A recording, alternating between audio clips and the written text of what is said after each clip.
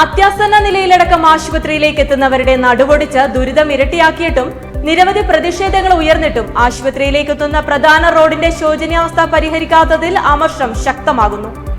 ഒരു റോഡ് എത്രത്തോളം താറുമാറാകാം എന്നതിന്റെ നേർക്കാഴ്ച കാണണമെങ്കിൽ ആലപ്പുഴ വണ്ടാനം മെഡിക്കൽ കോളേജ് ആശുപത്രിയിൽ എത്തിയാൽ മതിയെന്നാണ് നാട്ടുകാരും ആശുപത്രിയിലേക്ക് എത്തുന്ന രോഗികളും ജീവനക്കാരടക്കം പരിഹസിക്കുന്നത്. അത്യാസന്ന നിലയിലടക്കം ആശുപത്രിയിലേക്ക് എത്തുന്നവരുടെ നടുവൊടിച്ച് ദുരിതം ഇരട്ടിയാക്കിയിട്ടും റോഡിന്റെ ശോചനീയാവസ്ഥ പരിഹരിക്കണമെന്നാവശ്യപ്പെട്ടും നിരവധി പ്രതിഷേധങ്ങൾ ഉയർന്നിട്ടും ആശുപത്രിയിലേക്കുള്ള പ്രധാന റോഡിന്റെ ശോചനീയാവസ്ഥ പരിഹരിക്കാത്തത് ഇവിടേക്കെത്തുന്ന രോഗികളോടും അവരുടെ കൂട്ടിരിപ്പുകാരോടുമുള്ള വെല്ലുവിളിയാണെന്നാണ് നാട്ടുകാർ ആക്ഷേപം ഉന്നയിക്കുന്നത്. വണ്ടാനം മെഡിക്കൽ കോളേജ് ആശുപത്രിയുടെ പ്രധാന കവാടത്തിൽ നിന്നും അത്യാഹിത വിഭാഗത്തിലടക്കം എത്തുന്ന രോഗികൾക്ക് കൂടുതൽ ദുരിതം സമ്മാനിക്കുന്ന തരത്തിലാണ് നിലവിൽ റോഡിന്റെ അവസ്ഥ. ഏറെ നാളായി ഈ ദുരിതം ഇത്തരത്തിൽ തുടർന്നിട്ടും എന്തുകൊണ്ടാണ് ആശുപത്രി അധികൃതരോ ജനപ്രതിനിധികളോ അടിയന്തര നടപടി സ്വീകരിക്കാത്തതെന്ന് വ്യക്തമാക്കണമെന്ന ആവശ്യവും ഇപ്പോൾ ശക്തമാകുന്നുണ്ട്.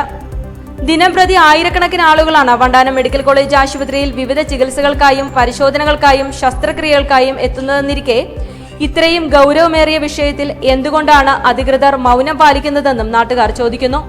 ഒരു വശത്ത് മനുഷ്യന്റെ സ്വതന്ത്രമായ സഞ്ചാര സ്വാതന്ത്ര്യത്തെക്കുറിച്ച് വാതോരാതെ സംസാരിക്കുകയും മറുവശത്ത് സഞ്ചരിക്കുവാനുള്ള റോഡുകൾ തകർന്നു കിടന്നിട്ടും കണ്ണടച്ച് ഇരുട്ടാക്കുന്ന സമീപനം സ്വീകരിക്കുന്നതും ഏത് സിസ്റ്റത്തിന്റെ പോരായ്മയാണെന്നും ഏവരും ഒരേ സ്വരത്തിൽ ചോദിക്കുന്നു.